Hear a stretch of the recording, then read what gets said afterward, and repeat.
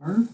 So Merv Vaadeland is going to tie a Chironomid. And I think you guys will, from the emails that Cam has sent out, you'll be aware, and at least some of you, I think, have the material kits to do these with. And if you don't, chances are most of you have either the materials that Merv has chosen or a reasonable facsimile, I think. So, Merv, welcome, and the floor is yours. Good morning, everybody. So, yeah, this morning we'll tie up a Chironomid. It's a basic pattern, but what it's going to do is show everybody the steps, the materials, the sequence of tying the materials in, and the one important factor is keeping the body thin, putting that taper on it. Now, do the fish actually care? I highly doubt it, but we as tyers do, and it's kind of a growing thing. Everybody is refining them more and more all the time, and they're an extremely effective pattern to fish. They're available to trout year round. They make up a big part of lake dwelling trout's diet throughout the year because they're always available. So for your material today, you'll have a size 14 2x long curved nymph hook, a 7/64 black or black nickel, brass or tungsten bead. I mean, it really doesn't matter. Tungsten will just sink your fly a little quicker. Then you'll have black tying thread. You will have some white unistretch, which is what we use for the gills and the underbody. Now on a 14 and smaller, you can just build your taper with tying thread. It just takes more time, more thread. The unistretch just builds it up a lot quicker. And you'll have a strip of anti-static bag, which has become one of the most used materials for chironomids because it so closely replicates those shiny bands when they're absorbing oxygen for their ascent to the surface. And with chironomids, when they first hatch, like their larva stage is a bloodworm. And when they transform from a bloodworm into a pupa down at the bottom of the lake, the pupa, when it's freshly, developed from the larva, they're usually quite dark. And these bright silver bands aren't near as prominent near the bottom. That band becomes more prominent as they ascend and absorb oxygen. That's actually what creates that band. So when you set your depth, your strike indicator, generally when we're fishing, 15 feet and deeper, we'll usually start with darker patterns that don't have a very broad, shiny band on them, whether it's anti-static bag or window tint, which has become every bit as popular as the anti-static bag. The deeper you fish them, the less prominent you want that. So I guess hence the reason people have hundreds of Chironomid patterns in their boxes. So if everybody's kind of ready, we'll get started. You can slide your bead onto your hook with the big hole facing the eye. Because when you tie in your gills, you're going to want to keep your thread wraps to a real minimum so as not to build up too much bulk that bead can't slide over. So if you put the big hole, if you insert your hook into the large hole of the bead and slide it up, then you're more apt to be able to fit that bead over your gills. So once you have it in your vise, slide your bead back out of the way, take your black tying thread, start right at the eye.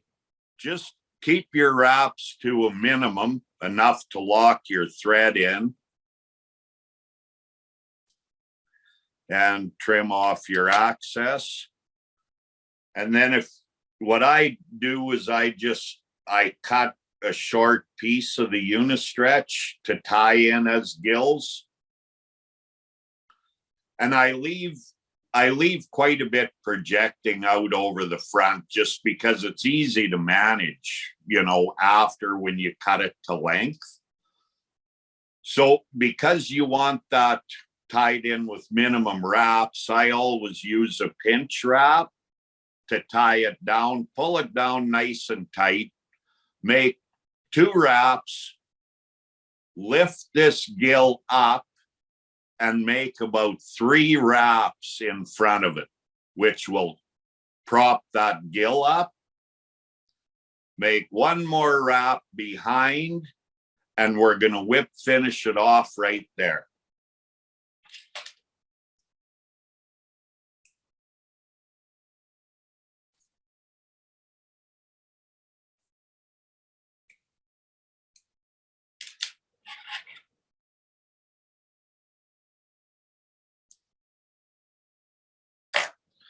Then we trim the back end of the gills as close to that thread as possible. And if the tying of the gills went good, then your bead can slide right up to the front. And in this case, because I'm kind of dwelling at 2 different places, I'm working in Regina and I live in Hepburn. So, I do have fly tying stations set up at both places, but because I'm spending more time in Regina, I'm only home, kind of every second weekend. I have most of my stuff in Regina, and I of course forgot my 7/64 beads, but I had some 3/32 here. So I'm actually using a smaller bead than you guys are. So once you have your bead tied in, then we could take our white unistretch, tie that in right behind the bead, lock it in. And again, with this, it's a multi-strand material. So if you spin, I don't know if you all have it in a bobbin, but if you spin the material counterclockwise, you can flatten those strands out and uncord them. And that way you can tie a thinner profile. And I usually go down about halfway down the shank, make sure that it's nice and flat for that end wrap. Then twist it back and forth to keep it flat, and then start working your way back up towards the bead in touching turns. Get to the bead, untwist it again, work your way back about halfway on what you've already tied, give it a spin, wiggle it back and forth to flatten it, and work your way back up to the bead, and we'll whip finish that off right behind the bead. And just 1 whip, it's virtually a half hitch, will secure that unistretch in. Pull it in, give it a nice tight pull just to make sure it's locked in. And again, trim that in as close as you can. And we can also trim off that tag in the back. Hopefully everyone's able to follow along here. Then we'll take our tying thread. Just leave your gills long for, well, I mean, you don't have to. I do. I leave them long until I'm actually finished my final whip of the fly. Then I trim my gills and then I coat the body. So we'll tie in our black tying thread right behind the bead. Trim off the tag end.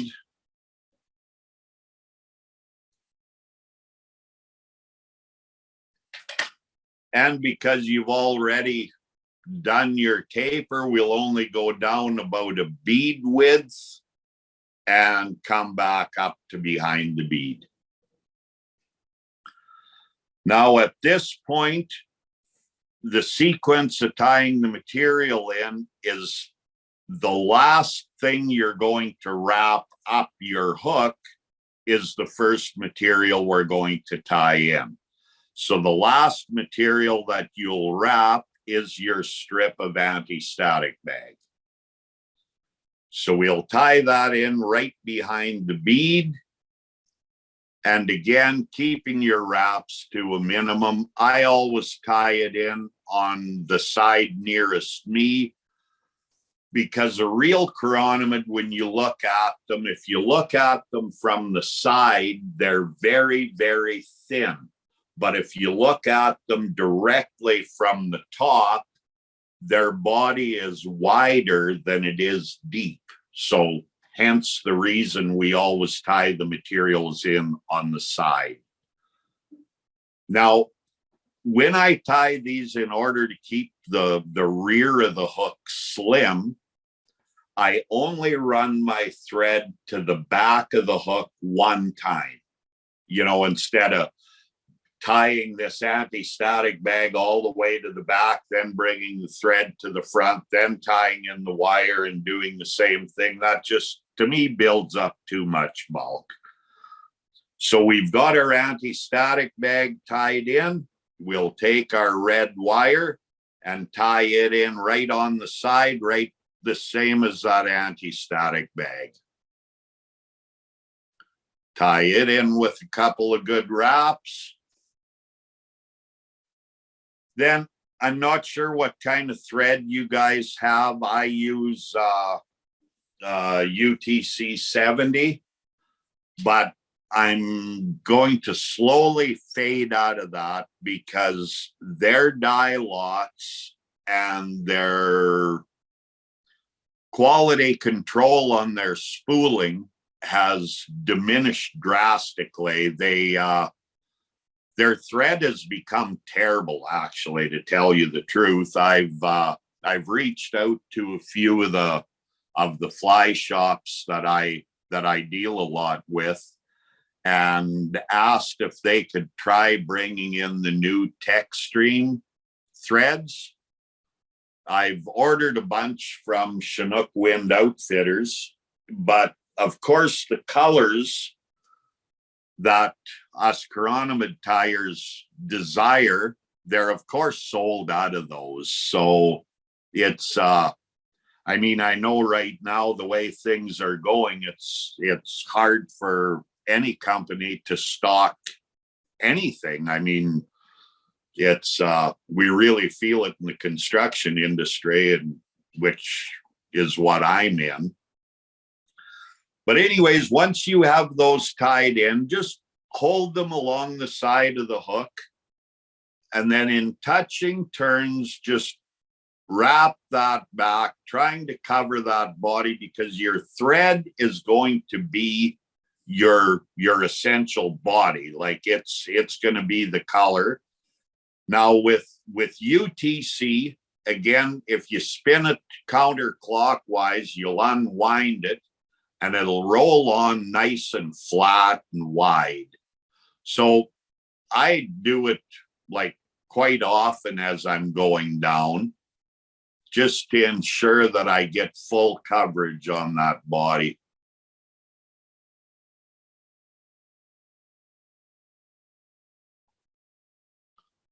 Then if you notice there's a little bit of a bump where you cut your unistretch off on the body, where you cut your tag end off, you could just do an extra wrap there just to keep that taper uniform. And then when you get towards the back, make sure your thread is nice and flat so that it keeps that thin profile. And then when I get above the barb of the hook is when I'll lift up my anti-static bag, my wire, and I'll make one wrap behind them. Spin your thread again to make sure it's flat, and then we'll work our way again in touching turns up to behind the bead.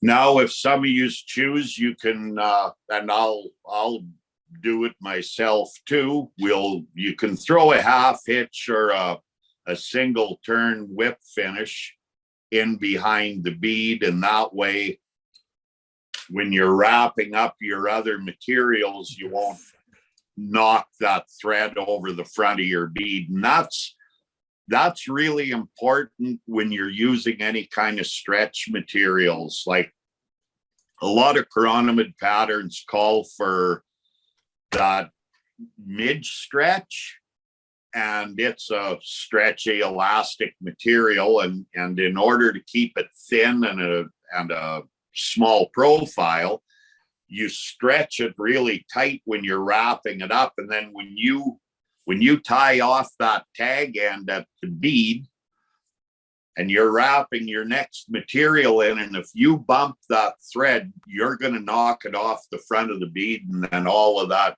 stretch material is just going to come unraveled. And because you've already trimmed it, you'll have kind of a terrible time trying to get it rewrapped. So now that we have that done, we'll take our wire, and it really doesn't matter which direction you wrap it. If you're more comfortable wrapping the standard way, I mean, go right ahead. I myself always counter wrap my rib, and I do one full turn at the back.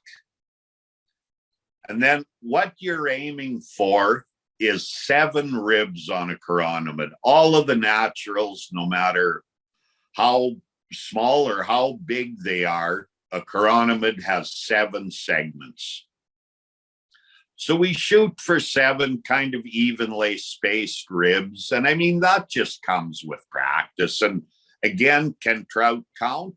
I highly doubt it, but us tyers can. So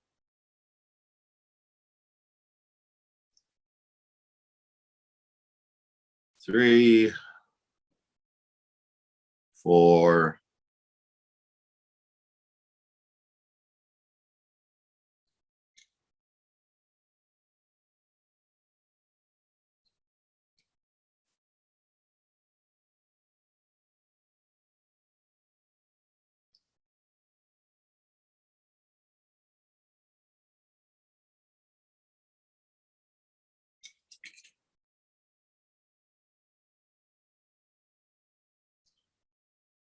'Trying not to hit my camera here.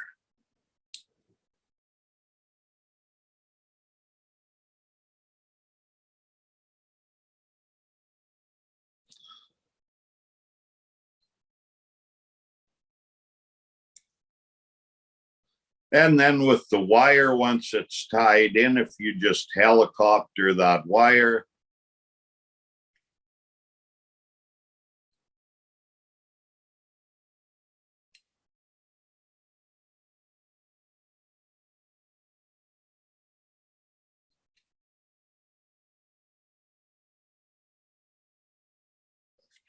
tag there. Okay. Then we'll take our anti-static bag and wrapping the same direction as your wire, because you want to land this right in front of your wire wraps. And once you get the first one started, they'll just follow that wire.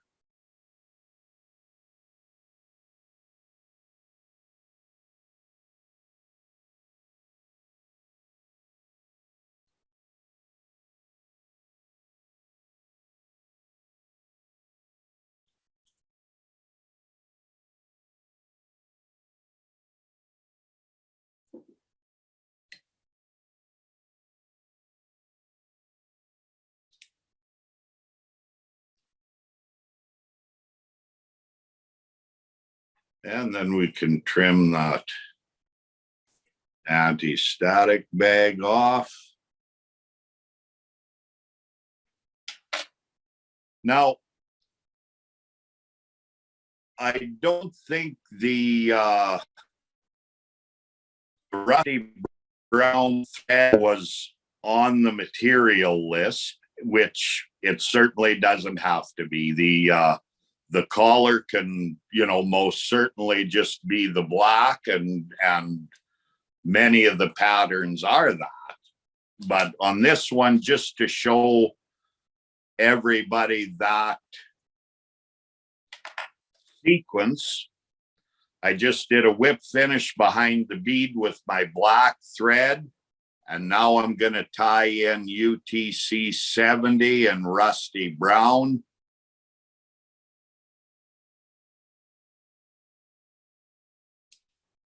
Just to create that rusty brown colored collar, which is the color of the wing buds on a chironomid.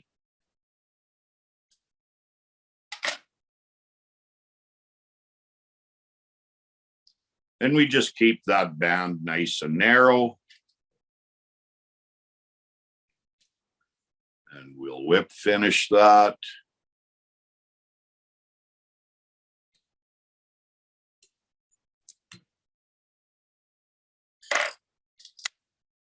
And now to cut off the gills, I take the gills and pull them straight back over the bead, slide my scissors under there, and at an angle, trim them kind of right in front of the bead. And now my collar is coming undone here. Boy, this isn't working real well. We'll see if we can salvage that.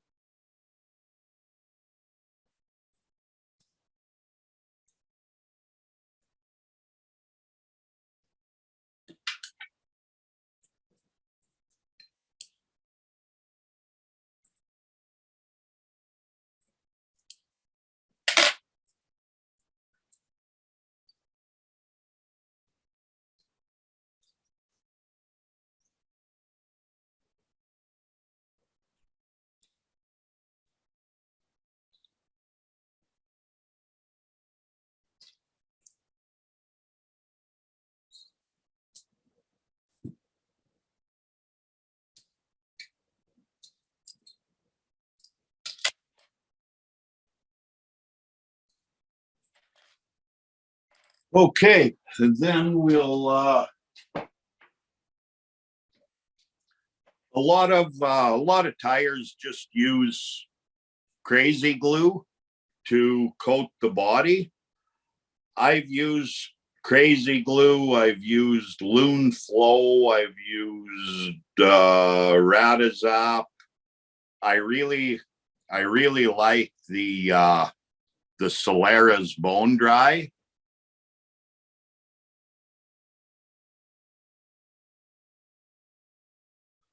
And you don't put a lot on. You don't want to build up any unnecessary bulk.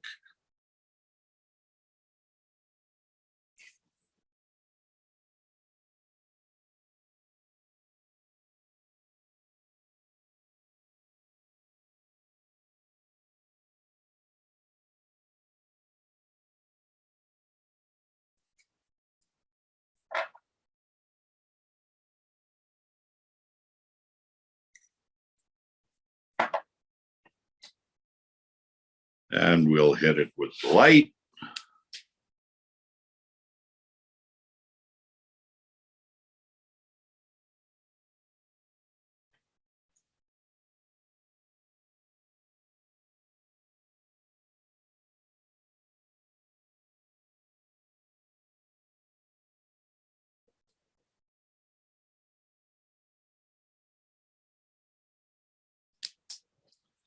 And there it is.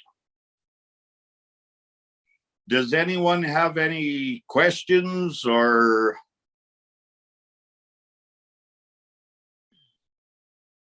Merv, what Yeah. material did you use to build that original taper? Just after you This white Unistretch. Okay. Yeah. Thank you. You bet. That's not in the material bag. Oh, okay. Okay. Yeah, Larry, it is in the material bag, but I didn't include a whole spool. I didn't know Merv was going to be tapering the body with that. So it's in the tiny little bag. I mean, it's the only white stuff in there. Oh, that is so you probably don't have enough in the material kit to taper the body like Merv did, but you certainly have enough there to make gills with. Okay, good. So that's the same material that you used for the gills. Exactly. Yeah. Okay, that's good. That's all I need. Yeah, thank you. Yeah. And I mean, there's not a thing wrong with making your taper out of the thread either. It's just takes more time and more thread, you know. So okay, good. All right, thanks. You bet. Merv, I've been watching lots of the BC tires, and they're using blended threads, they're calling it. You bet. And they look very interesting. The effects, especially with the film, the strips of film that you can buy today in all the different colors. And so how are they doing that blended thread? Generally, of course, it's the lighter color towards the front of the hook, right? But you need a thread like the UTC 70 that's, you know, multi-stranded, and it's not a twisted corded thread, because when you untwist it, you can flatten it right out, and you can virtually separate those strands, you know, just by moving your bobbin back and forth. So you'll start one color and you'll run that down, and that'll start your taper at the back. And again, you only need to run that thread back there once, because if you do it in touching turns, you'll build that color up at the back. Then you can whip, you know, bring that back up to the bead, finish that off. Take your next colored thread, again, make sure you open it up and unravel it, and then just wind that down again in open wraps that you see that other color coming through, especially where you're joining them, because you don't want abrupt changes. So you blend that into that other color and you bring it back up again in open turns to leave the colors showing through, tie it off, and you can do a third, you can do a fourth, and you've got your rib tied in when you brought that first color to the back, because that's that thread that you wind right to the back. That's where you would run your rib material, is on that first trip to the back. So Okay, it's I just hanging figured out off why the mine back. aren't doing it. I'm using uni thread 8/0. And it's a corded thread. It's not a Yeah, doesn't work. no, it doesn't work. It makes, they look pretty awful. Yeah, I Yeah. agree. I I agree. tried I'm gonna one. give them to Paul so that he, gets into using maybe something beyond a woolly bugger. Yeah. See, this thread works well too. This new Semperfly. This is the nano silk, because it'll flatten too for you. So that also works for thread blending. Yeah, except I only have that in a white and a black. So, Yeah. the uni thread, not the uni. UTC is the desired thread for the blending. And Okay. because you're blending, I mean, like, I'm just going to show you like a reason why I'm trying to get other colors. Like, here's the good old UTC 70 rusty brown. This is the color that Chironomid tires desire for that collar, because it so closely matches the color of those wing buds on a Chironomid. Now, here is the new rusty brown. Well, it's just brown thread. That's how much their dye lot has changed. I mean, that's rusty brown. That's rusty brown. It's terrible. And their black now is blue. Like, it's, when something's so black, it's got a blue hue. Well, that's what their black thread is now. And those are kind of, as Chironomid tires, those are kind of our two key colors. Like, we want a real black and we want that rusty brown. And that's why I've bought the copper Semperfly nano silk, because it's a lot closer to that original rusty brown than the new rusty brown. Another one that is, it works pretty good too for that collar, is the wood duck. And that dye lot has so far stayed pretty uniform. But yeah, What about their burnt orange? Yeah, some guys use that too. I don't know. I find that one a little bit too bright. I do tie a similar Chironomid pattern to John Kent's hot under the collar. And I mean, the hot under the collar is just essentially a Guns N' Roses pattern with a hot orange collar, as opposed to the rusty brown. I do tie a similar pattern to that.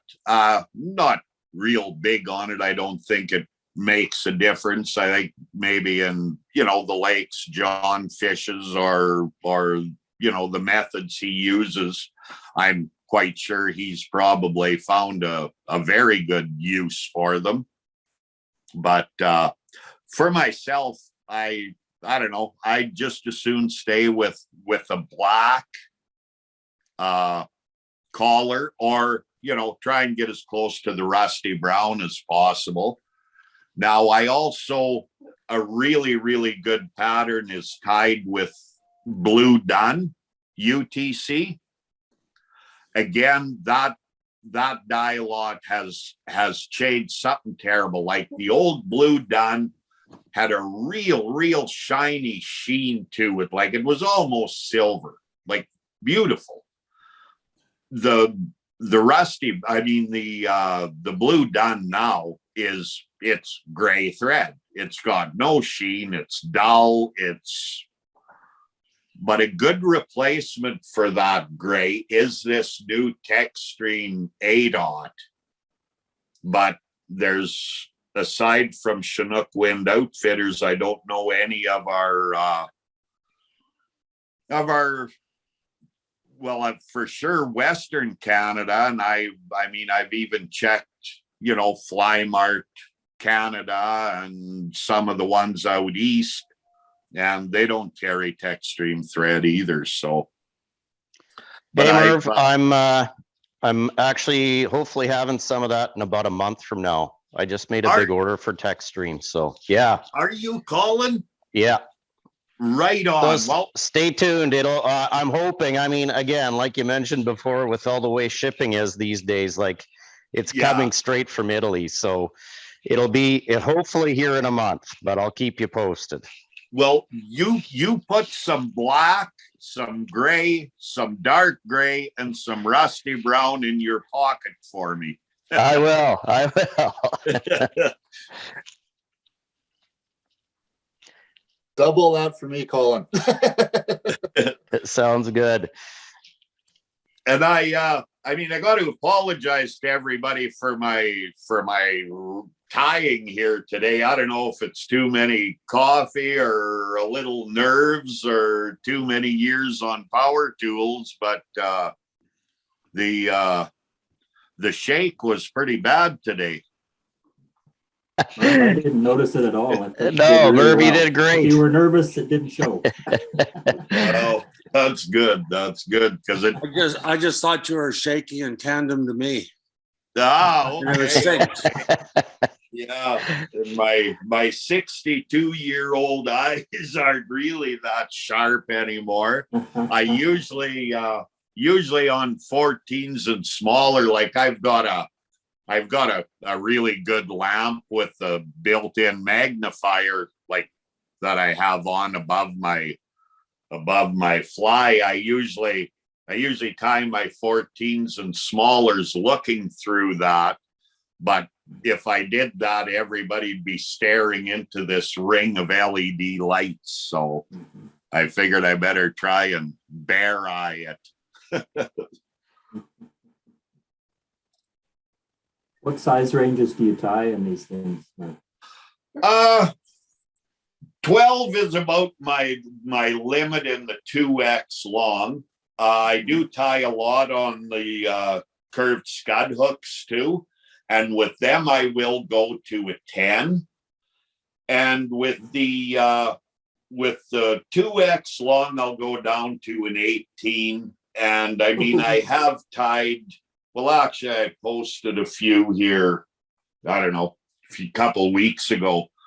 I also do tie a few 18 scud hooks, but I'll tell you, that's getting tough to do. I would never do them for an order.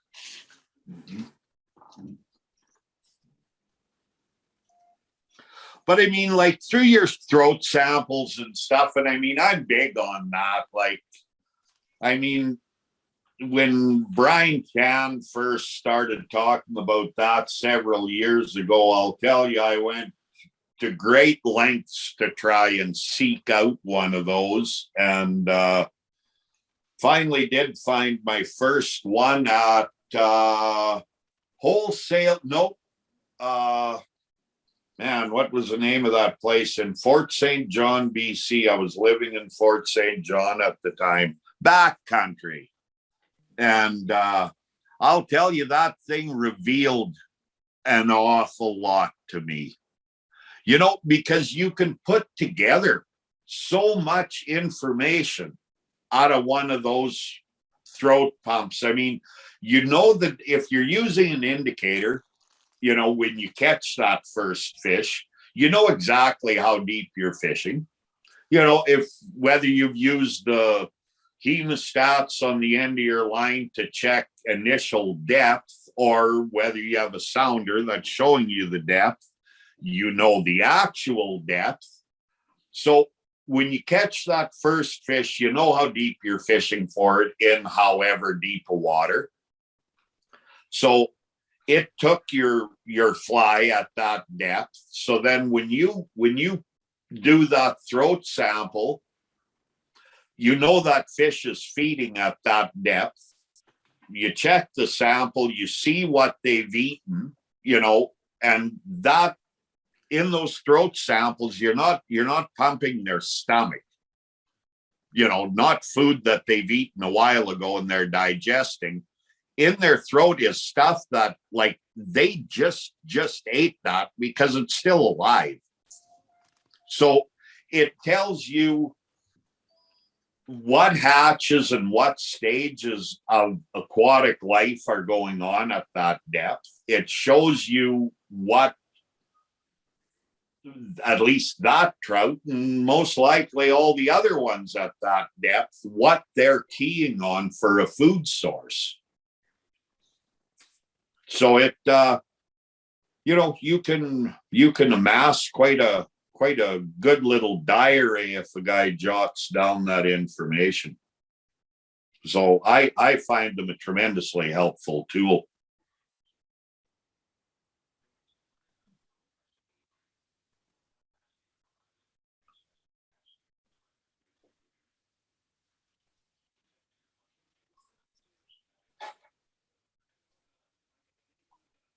Would the group like to see a second try if Merv is willing?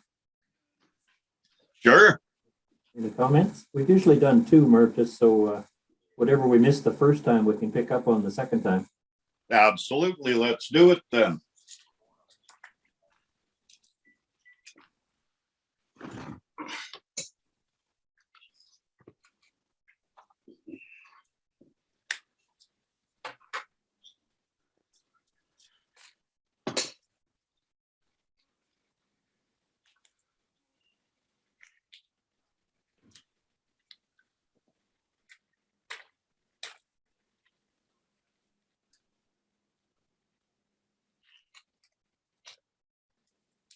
Do any of you have trouble getting these smaller beads onto your hooks?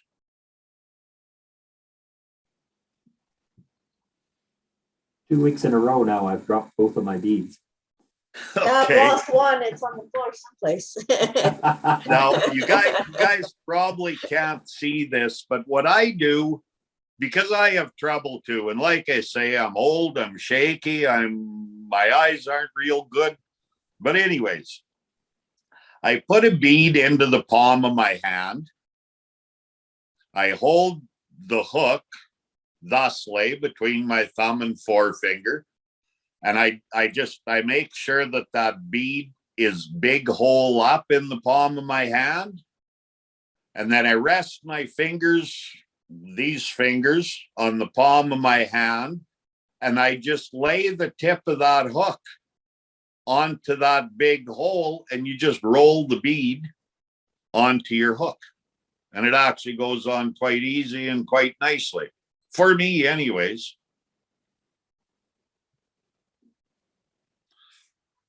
So hopefully maybe that can help some of yous.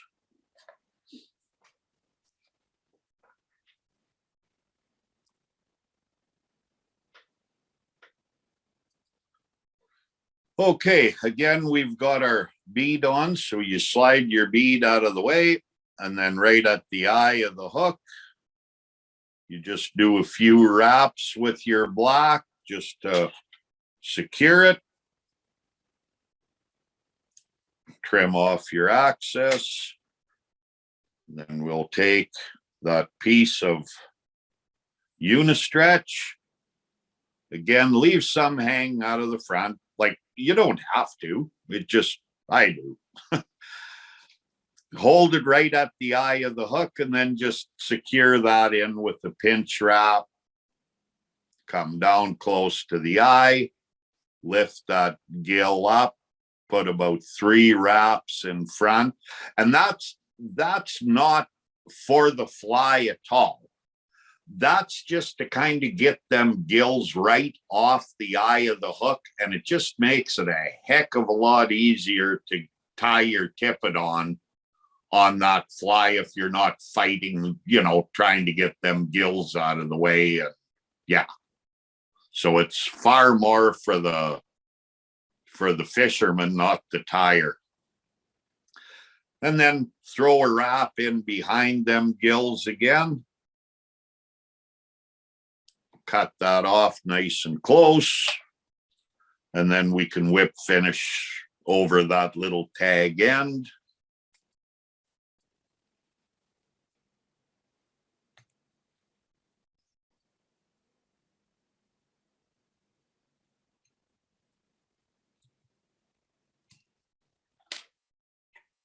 And trim off your thread and slide that bead up over your gills.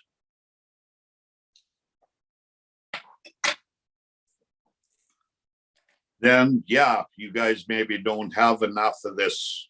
Well, then let's do it with thread. Absolutely. So restart your thread behind the bead. And this, I mean, I kind of did it this way already, but I don't know if you guys look for fly tying videos on YouTube at all, but BC Fly Guys, Mark Yadaga, I think his last name is, ties some beautiful chironomids. And he's actually got a few videos on how he tapers chironomids. Like, he does it much differently than John Kent.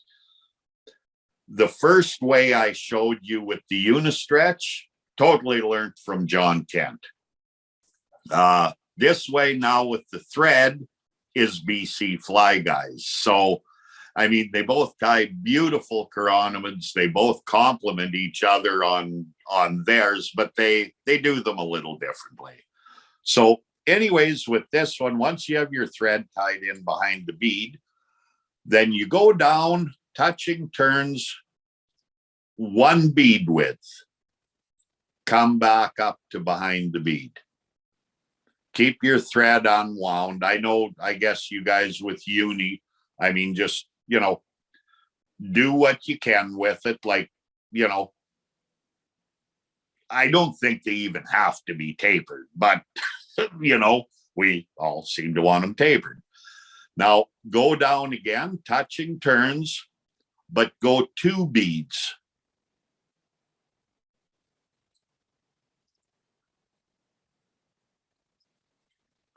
Come back up again and touching turns to behind the bead.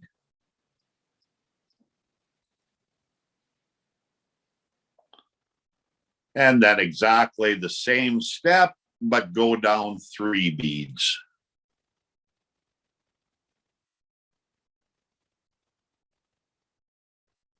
And that virtually takes you to where we brought our unistretch on the first one. And it's not quite as heavily built a taper as the first one with the unistretch.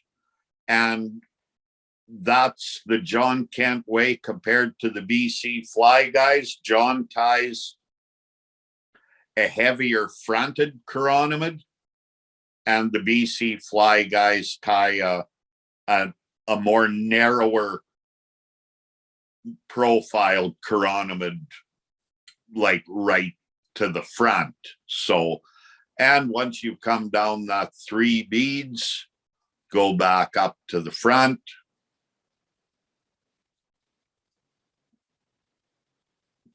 And here's where we'll start our tying sequence again. I'll just nip off another piece of anti-static here. That anti-static bag is surprisingly strong material for as thin as it is, eh?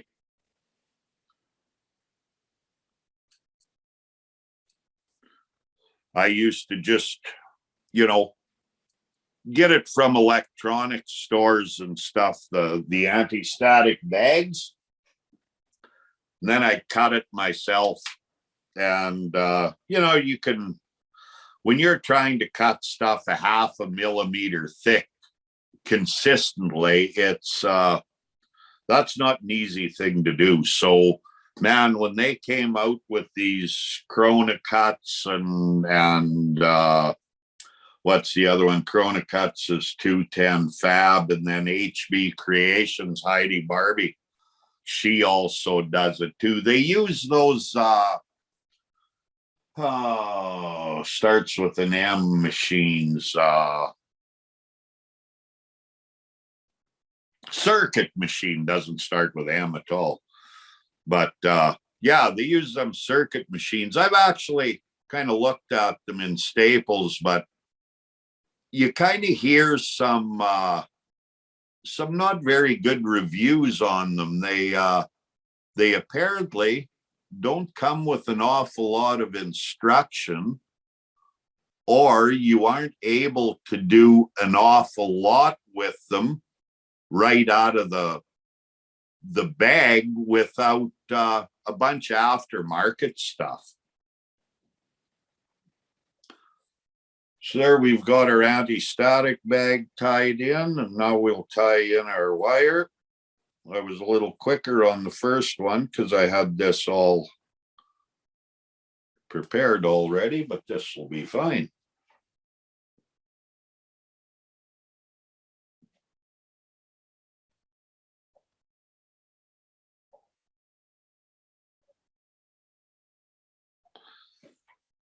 And there we have our anti-static bag and our wire tied in. And again, just take them both in your hands, make sure that they stay on the side of the hook. Tie them one on each side, Merv, or are they both together? They're both Doesn't matter. together. Yeah.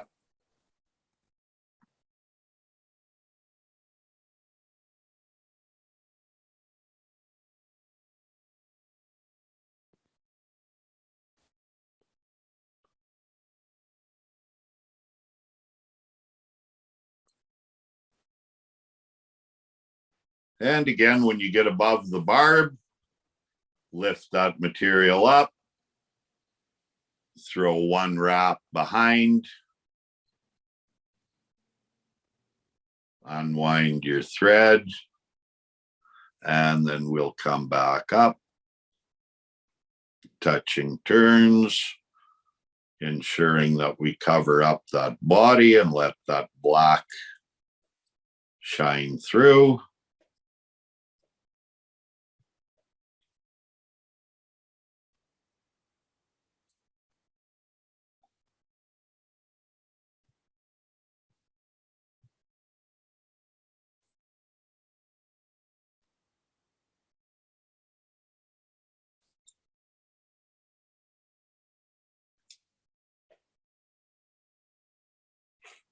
And again, I'm going to throw a single whip in the front here, just to keep that thread from accidentally coming unraveled.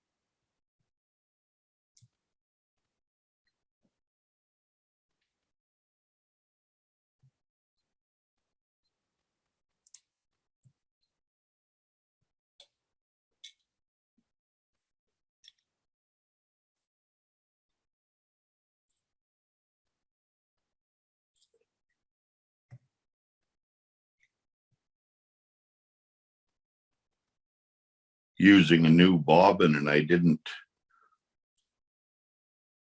stretch it out, so it's pretty tight on the spool here. There.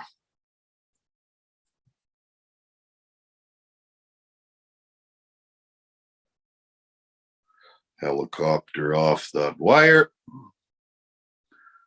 And then we'll run our anti-static bag up.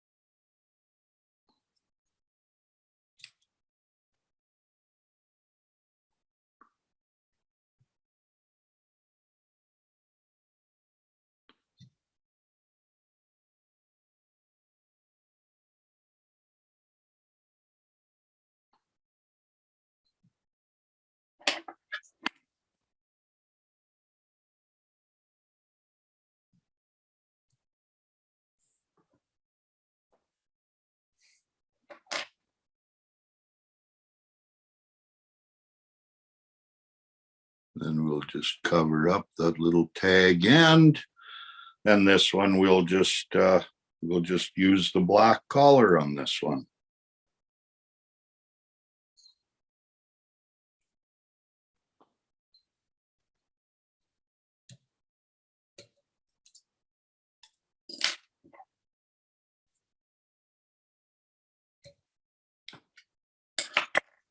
And again, we'll take these gills, pull them back over, slide our scissors in, and nip them gills off.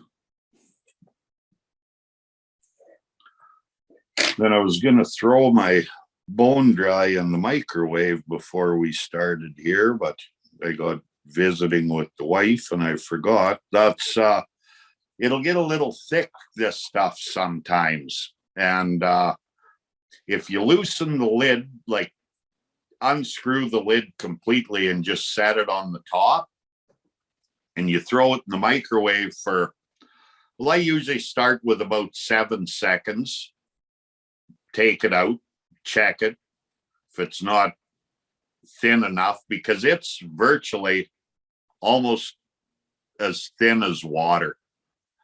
And that's how you want it, because it doesn't build any bulk that way. And plus it really soaks into the thread. And I mean, it virtually makes your fly indestructible. Like, these little things will last. Well, I mean, you can make them last seasons.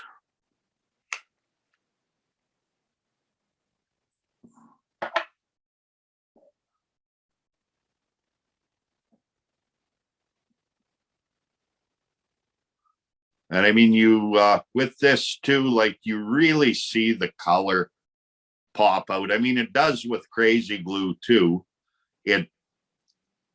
Crazy glue doesn't quite give the gassy appearance that the UV resins do. Flow isn't bad, but I mean, it doesn't have a lot of tack, but it definitely has more tack than the bone dry. And with age, it kind of clouds. It doesn't stay completely clear.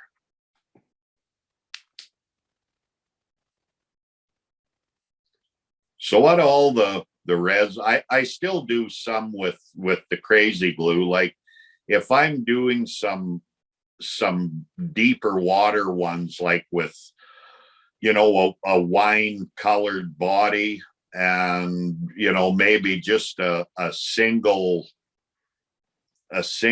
red wire rib, you know, with no shine to it, like no anti-static bag or gunmetal flashaboo or anything like that. No shiny rib on it, which those are intended for deep water. Some of those I'll only use crazy glue on. Again, for that reason, is the crazy glue doesn't give as gassy and shiny of an appearance as the UV resins do. And again, that gassy, shiny appearance in a chironomid accentuates as they come to the surface, right, as they're absorbing oxygen. So again, does it make a difference? I highly doubt it, but I don't know, makes a difference in our confidence and in our minds, I guess. So we do it.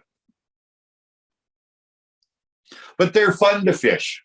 They really are. I guess, you know, I guess they can be kind of boring to fish too, but I don't know, in most cases, I end up, you know, getting enough action that no, they're not boring very long. One lake that's, well, I mean, it's tough for everything is on Nesland, but I haven't had great luck with chironomids there. Last year, early spring, I had pretty good luck. I think the year before, I don't think I got out in the early spring. I think, I can't remember the reason why, but I don't think I did. But I know 3 or 4 years ago, I had, I went out there 2 days in a row and on a weekend. There's nobody else in the lake. Kind of wondered why. Water temperatures were kind of perfect. They were about 52 degrees. And I had a couple of pretty good days, and a lot of them were on chironomids. I actually posted a picture of the throat pump contents of one of the ones that I caught out there. And I mean, there had to have been, well, all of 30 black chironomids with the bright silver rib. And I mean, that fish was just loaded with them. Because I mean, they hatch in virtually every lake. Like, there are no lakes that don't have them. I've also had really good luck at Pipperell Lake when everybody else is trying to dredge as deep to the bottom as they can with willow leaves, and you know, and even at that Rainbow Lodge, you know, the people in the tackle shop there, they you know, they tell, oh, they're all down deep. They're not, you know, they're not feeding. Well, of course they're feeding. Trout feed all the time. You know, they just maybe don't feed when it's convenient for us to be out on the water. So I'm a pretty early morning guy. I mean, there's rarely a day that I'm in bed past 4:30. So the wife and I go out to Pipperell, you know, quite often. We used to go twice a year, like September long weekend and May long weekend, if the lake was open in May. And early mornings, I found a little shoal on Pipperell, and man, I can sit on that shoal for an hour and a half, 2 hours early in the morning and just nail trout, like on chironomids. It's a blast, and it's such a mixed bag. I mean, you get tigers, you get browns, you get rainbows, you get splake. The only one I haven't caught on that particular little shoal is a brook trout. All the rest of them I've caught on chironomids on that particular shoal. So it's fun, and they work.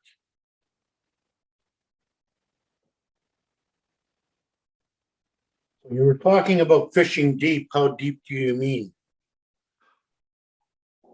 Well, I've fished as deep as 35 feet, but I don't use an indicator, of course. I use my type 7 sinking line, and I fish right under the boat. I just drop my line straight down.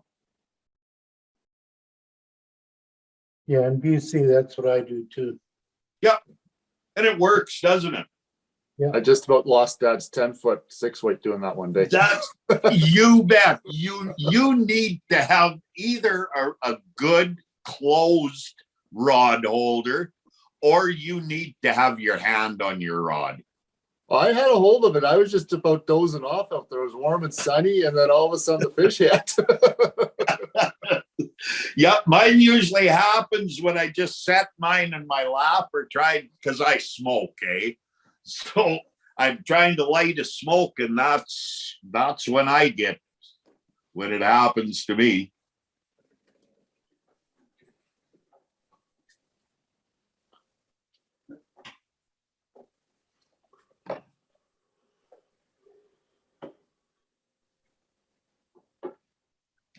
One lake that I haven't tried these on, well, I actually haven't gotten in there. Like, I fished quite a bit in the Narrow Hills, but I fish a lot in Shannon, fish a lot in I fish ZN, fish a lot in Pipperell.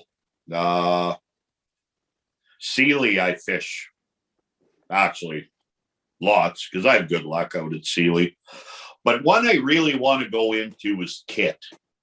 And just from all the stories I hear of that lake, I just know chironomids would just be phenomenal in that lake. I got my biggest rainbows on chironomids on Kit. I straightened out. Really? I straightened out 2 number 12 2X long mustads on chironomids in the same day. Wow. That's when I quit using mustad hooks for chironomids after straightening 2 out in an afternoon. You bet. I do not use them either. Like I used to tie pumpkin heads on them, on the C53S. Yeah. And I had that same thing. Like, these ones I'm tying on are the Tojan 2X long nymph hooks. Okay. I buy an awful lot of my hooks from Tojan. Like, and I mean, the BC Fly guys have that test video where they're testing, and it's these exact hooks. It's the 2X long curved nymph hooks against the Daiichi 1760s, which is the heavier wire as opposed to the 1260s. And the Tojans, like on their little video, the Tojans were actually stronger hooks. So, I mean, I kind of, that's cool. I took that with a grain of salt. And I mean, I use the 1760s too, but I thought, I'm going to try it. And they're at least equal if the Tojans aren't possibly a little stronger. And plus you get 100 hooks for the price you get 25, right? Okay. Yeah. I've looked on their site. I've never ordered anything from them yet. So, boy, I order an awful lot of stuff from them. And Hatchmatcher and Maple Ridge. Like, Hatchmatcher is awesome. Like, they got me in. Like, Ivan is one of the owners. And I mean, he calls me regularly. Like, whenever they get kind of a new somebody, offers them something new, or somebody brings up something new, he'll give me a call and ask what I think, and he'll send me all the information on it and stuff. I've got him working on trying to get this tech stream thread in too, and like, I got them to bring in all Corona cuts and all that stuff too. So like they've been really good. So I order a lot from Tojans, from Hatchmatcher, from Chinook Wind Outfitters. I used to order an awful lot from Fly Fish Food down in Utah, just simply because they virtually have everything, right? But I mean, it gets a little costly. They're But freight now, a little. like all you guys around here, I mean, you're all now starting to bring in the stuff that, you know, well, at least myself, that I desire as tires. So I mean, I don't go to Fly Fish Food anymore because now you guys have it all.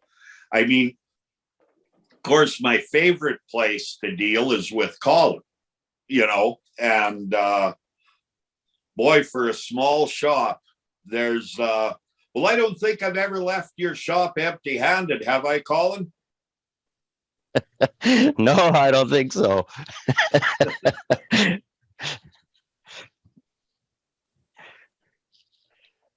So I mean, we as tires, we've actually got it pretty damn good, you know. We're a picky bunch, though, I guess. Just a little bit.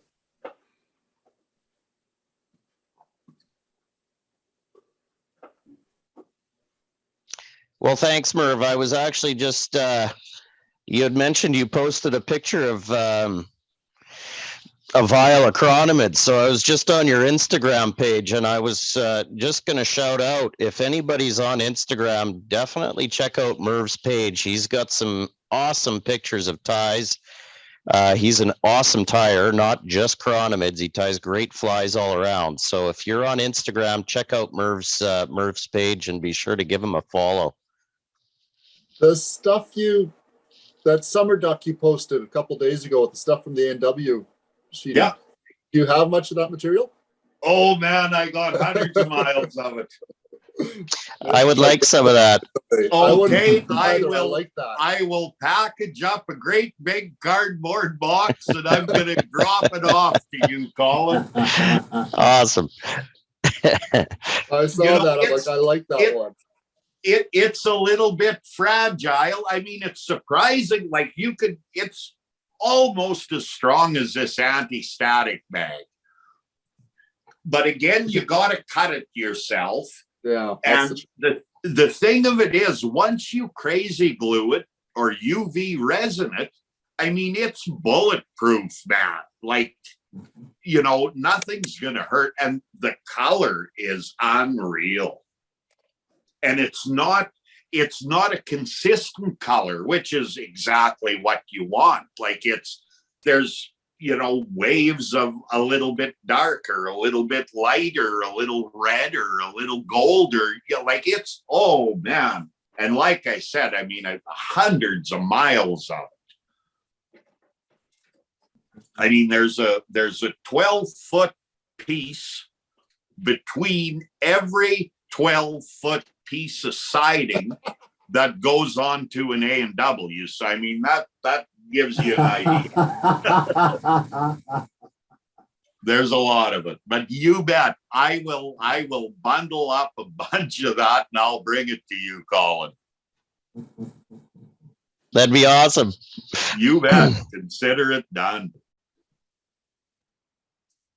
Well, and I sure thank everybody for being part of this today, and I hope everybody enjoyed it. And I really, you know, I hope some of you are interested and curious enough to give these silly little bugs a try, because honestly, they're an awful lot of fun. Well, thanks very much for doing that this morning. I think we have found a new fly tire for the Saturday morning sessions. And, I suspect we'll be knocking on your door again. And I welcome that.